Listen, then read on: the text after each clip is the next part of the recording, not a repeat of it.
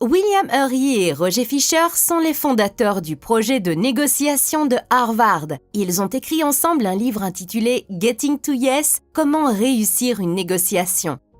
J'ai récemment lu ce livre et je souhaite en partager avec vous les principales leçons. Selon le livre, la négociation ne consiste pas à partager les choses 50-50 ou à insister sur votre façon de faire ou la mienne. Il ne s'agit pas non plus de gagner ou de perdre. Si vous vous demandez qui gagne, c'est que vous avez déjà perdu. Alors, qu'est-ce qu'une négociation? Laissez-moi vous donner quelques exemples et vous verrez. Deux personnes veulent partager un gâteau mais ne parviennent pas à se mettre d'accord sur la façon de le partager équitablement. Quelle que soit la façon dont vous le coupez, ils se plaindront tous les deux que l'autre partie a eu un plus gros morceau. Alors que faites-vous? Vous demandez à une personne de couper le gâteau et l'autre choisit en premier. Comme la personne qui coupe le gâteau sait que l'autre choisit en premier, elle le partagera équitablement pour éviter d'avoir un plus petit morceau. Autre exemple. Deux hommes se disputent dans une bibliothèque. L'un veut ouvrir la fenêtre pour prendre l'air, l'autre veut la fermer pour éviter que le vent n'emporte ses papiers. Que faire alors? La laisser entrouverte? Un peu ouverte ou fermée? Le bibliothécaire écoute les deux parties, puis va ouvrir la fenêtre dans une autre pièce, ce qui permet de faire entrer de l'air frais sans déranger les papiers. Les deux parties sont ainsi satisfaites. Un dernier exemple. Deux enfants se disputent une orange. Le parent prend le couteau, coupe l'orange moitié-moitié et en donne une moitié à chaque enfant. L'un des enfants mange le fruit et jette la peau, tandis que l'autre utilise la peau pour faire un gâteau et jette le fruit à la poubelle. Si le parent leur avait demandé pourquoi il voulait l'orange, les deux enfants auraient pu obtenir 100% de ce qu'ils voulaient, mais ils n'en ont obtenu que 50%.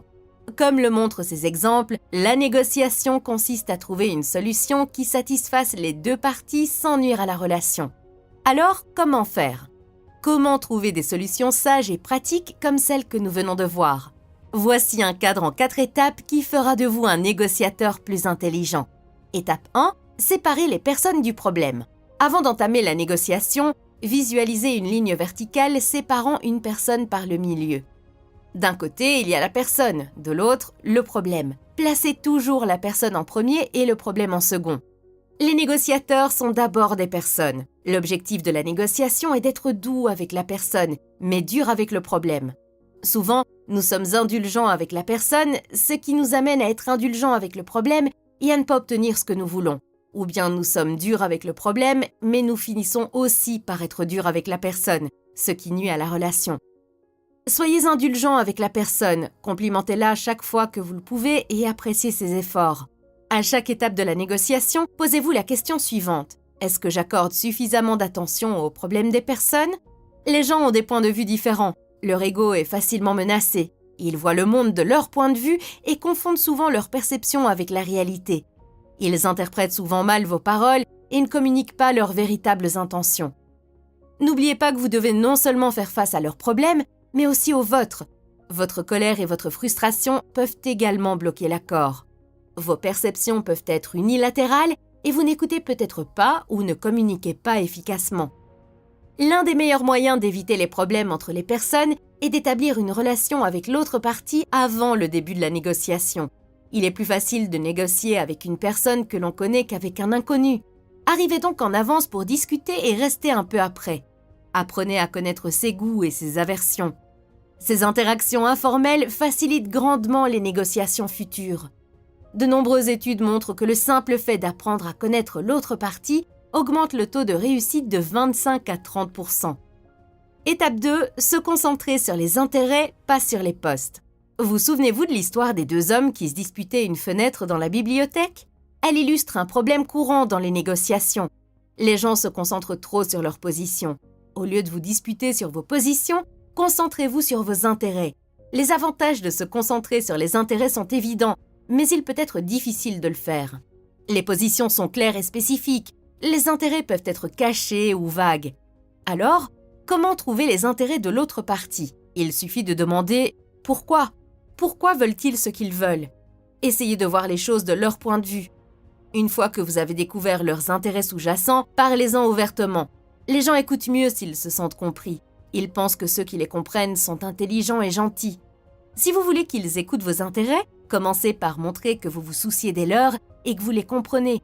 Bien entendu, Vous devez également faire part de vos intérêts. L'autre partie ne le sait peut-être pas. Pour transformer vos intérêts en options réelles, posez-vous la question suivante.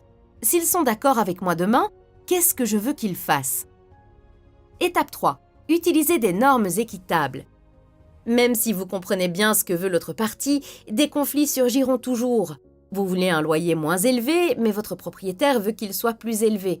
Au lieu d'argumenter, utilisez des critères objectifs pour prendre une décision. Rappelez-vous l'exemple du gâteau. Lorsque deux hommes ne peuvent pas partager un gâteau, le fait qu'un homme le partage et que l'autre choisisse en premier est basé sur une norme équitable.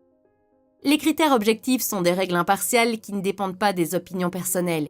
Il peut s'agir par exemple des prix du marché, des exigences légales, de l'avis d'un expert ou de normes équitables sur lesquelles vous êtes tous les deux d'accord. Lors d'une négociation, les gens résistent souvent à l'idée de se mettre d'accord parce qu'ils ont l'impression que vous l'exigez. Mais si vous dites « vérifions les règles ou les règlements », l'accent n'est plus mis sur ce que vous voulez, mais sur ce que disent les règles. Soudain, ce n'est plus vous qui l'exigez, mais les règles. Par exemple, si le contrat de construction de votre maison ne présente pas la profondeur des fondations et que l'entrepreneur suggère 1 mètre, alors que vous pensez qu'1,50 m est la norme, ne vous contentez pas d'un compromis. Dites plutôt « Écoutez, j'ai peut-être tort, peut-être qu'1 mètre suffit. Le gouvernement a-t-il des spécifications standards pour ces conditions de sol? Quel est le risque de tremblement de terre ici? Ou suggérez-vous que nous cherchions des normes pour résoudre cette question ?» Voici comment vous pouvez appliquer ce principe de manière efficace. Avant de commencer, définissez des normes équitables avec l'autre partie. Par exemple, dites « Vous voulez un prix élevé et je veux un prix bas. Voyons ce que serait un prix équitable. Quelles normes devrions-nous utiliser ?» En vous concentrant sur des normes équitables, vous pouvez transformer un conflit d'intérêts en un objectif commun. Étape 4. Inventez des options pour un bénéfice mutuel. Rappelez-vous l'exemple des enfants qui se disputent une orange. Au lieu de la partager 50-50, ils auraient pu trouver un moyen pour que chacun obtienne 100% de ce qu'il voulait. Ce scénario souligne l'importance d'inventer des options pour un gain mutuel dans les négociations. Alors, comment inventer des solutions créatives? Voici comment. Réunissez-vous avec votre partie ou avec l'autre partie et faites un brainstorming sur toutes les solutions possibles. Laissez les idées circuler librement. Ne jugez pas et ne choisissez aucune des idées au cours de la première étape. Séparez le brainstorming de la session de sélection. Avant le brainstorming, choisissez quelques participants, changez l'environnement, créez une atmosphère informelle, définissez l'objectif. Après le brainstorming, commencez par les idées les plus prometteuses, discutez ensuite des moyens de les améliorer. Les gens pensent souvent que les différences de négociation créent des problèmes. Pourtant, ces différences peuvent déboucher sur des solutions. Vous vous souvenez de l'exemple de l'orange? Une solution judicieuse a pu être trouvée parce que chaque partie voulait une partie différente de l'orange. Il est absurde de penser que les différences sont à l'origine du problème. En réalité, ce sont les différences qui conduisent à des solutions créatives. D'accord, vous pouvez dire que ces 4 étapes semblent justes et agréables, mais que se passe-t-il si l'autre partie ne respecte pas les règles du jeu? Et s'ils utilisent des tactiques déloyales? Et s'ils sont plus puissants? Ou s'ils m'attaquent personnellement? Voici comment faire face à chacune de ces situations. Commençons par les salles tactiques. Les gens mentent et utilisent divers moyens de pression. Reconnaître ces astuces permet souvent de les neutraliser. Mentionnez-le directement. Joe, il semble que Ted et toi jouiez au bon et au mauvais flic. Si vous avez besoin d'une pause pour être sur la même longueur d'onde, il suffit de le demander. Le fait de mentionner la tactique la rend moins efficace et peut inciter l'autre partie à craindre de vous perdre. Le simple fait de poser une question peut suffire à mettre fin à la situation. Mais soyez prudent, évitez les attaques personnelles. Concentrez-vous sur le problème, pas sur la personne. Au lieu de dire « Vous m'avez délibérément placé face au soleil », dites « Le soleil dans mes yeux me gêne. Pouvons-nous modifier l'horaire et nous rencontrer plus tard? Je ne peux pas me concentrer dans cet état. » Et si elles étaient plus puissantes? Si l'autre partie dispose de gros calibres, ne transformez pas la négociation en un échange de coups de feu. La meilleure chose à faire est de développer votre BATNA, Best Alternative to a Negotiated Agreement, la meilleure alternative à un accord négocié. Pensez à ce que vous ressentiriez si vous vous rendiez à un entretien d'embauche sans aucune autre offre. Pensez à la difficulté de la négociation salariale. Comparez maintenant ce sentiment à celui que vous éprouveriez si vous vous rendiez à un entretien avec 2 autres offres d'emploi. La différence, c'est le pouvoir. Plus vous pouvez vous retirer facilement d'une négociation, plus votre pouvoir est grand. L'élaboration de votre BATNA vous permet non seulement de déterminer ce qui constitue un accord minimum acceptable, mais aussi d'augmenter ce minimum. Développez toujours votre BATNA avant de négocier. Ne dites pas « négocions d'abord et voyons ce qui se passe ». Sans BATNA, vous négociez à l'aveugle. Et s'il vous attaque personnellement? Lorsqu'il s'attaque à vous plutôt qu'au problème, les choses se corsent. Vous voulez une solution équitable, mais ils démolissent vos idées.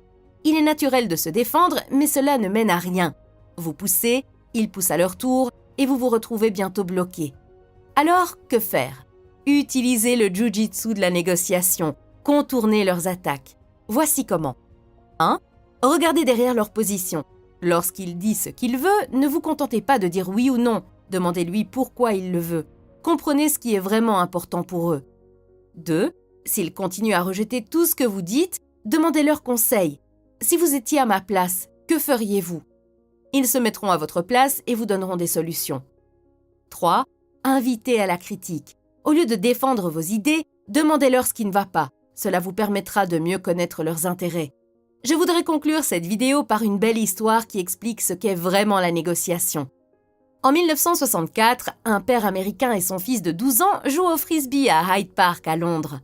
Peu de gens en Angleterre avaient vu un frisbee auparavant et une petite foule s'est donc rassemblée. Au bout d'un moment, un homme s'est approché et a demandé « Désolé de vous déranger, je vous observe depuis 15 minutes. Qui gagne ?» Dans les négociations, demander qui gagne, c'est comme demander cela dans un mariage. Si vous vous concentrez sur la victoire, vous êtes passé à côté de l'essentiel. Le véritable objectif est de travailler ensemble et de trouver une solution qui satisfasse les intérêts des deux parties. J'espère que cette vidéo vous a été utile. Merci d'avoir regardé. À bientôt!